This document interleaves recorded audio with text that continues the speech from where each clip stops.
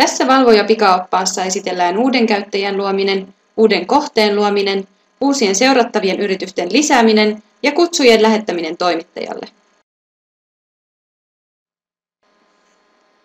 Kirjaudu sisään valvojapalveluun tilaajavastuu.fi etusivulta.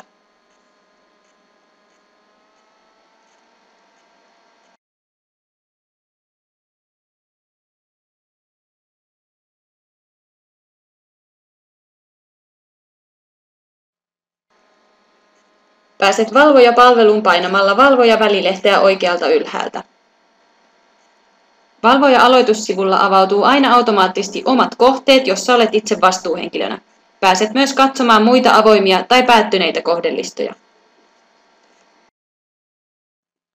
Uuden käyttäjän luominen tapahtuu menemällä Raportit-välilehdelle ja tämän jälkeen käyttäjien hallintakohtaan. Voit luoda uudelle henkilölle joko perus- tai pääkäyttäjäoikeudet. Huomioithan, että ainoastaan pääkäyttäjä voi luoda lisää uusia käyttäjiä.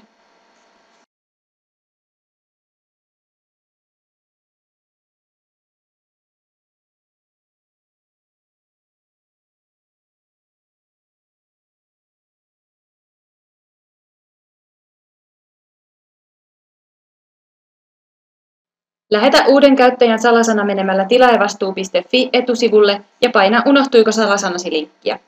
Uusi salasana lähtee järjestelmästä tietojen hyväksymisen jälkeen. Uudet luomasi käyttäjätunnukset täytyy vielä erikseen aktivoida valvojaan. Mene kohtaan Yrityksen tiedot ja täältä siirry valvojan hallintasivulle. Mene kohtaan Valvojapalvelun käyttäjät ja valitse ne uudet käyttäjät, joille haluat, että valvoja aktivoidaan.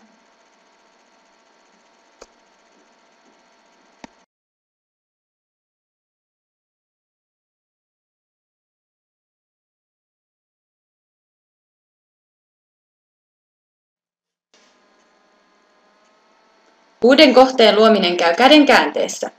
Voit nimetä kohteen tarpeittesi mukaan esimerkiksi projekti- tai aluekohtaisesti. Jotta kohde pystytään lisäämään, täytä nimen lisäksi ainakin aloitus- ja päättymispäivämäärät. Tässä vaiheessa on suositeltavaa valita kohteelle vastuuhenkilöt, joille lähetetään kohteen toimittajan tiedoissa havaitut puutteet sähköpostitse. Valvottavan yrityksen lisääminen kohdelistalle onnistuu lisää-painikkeella. Etsi yritystä joko nimellä tai Y-tunnuksella.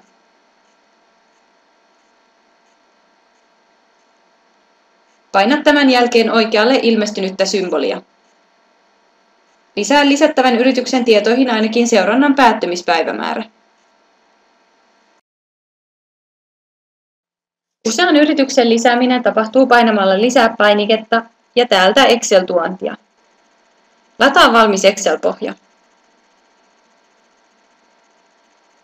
Saat lisättyä yrityksiä laittamalla kenttiin vähintään yrityksen Y-tunnuksen. Voit lisätä yhden tai useampia yrityksiä. Tallenna tiedosto paikkaan, josta löydät sen vielä myöhemmin.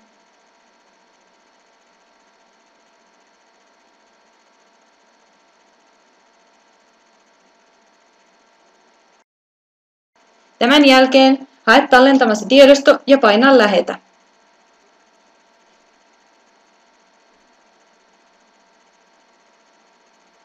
Lisää löydetyt yritykset.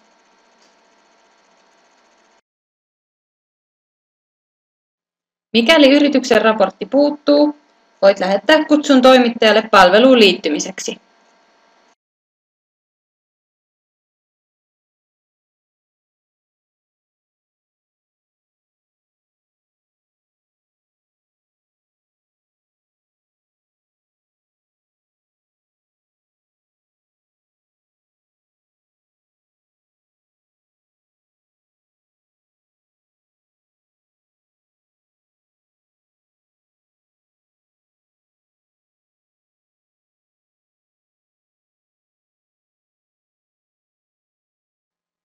Painikkeita on 5, joista näet yrityksen tietojen tilan.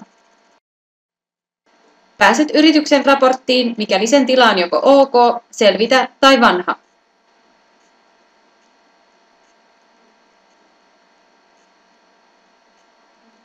Raportti sisältää ainakin seuraavat tilaajavastuulain mukaiset selvitykset. Kaupparekisteriote, YTJ-ote, veromaksuihin liittyvä tieto, työehtosopimustieto, eläkevakuutusmaksutieto, mahdolliset liiketoimintakiellot sekä tapaturmavakuutustieto 1.7.2012 alkaen.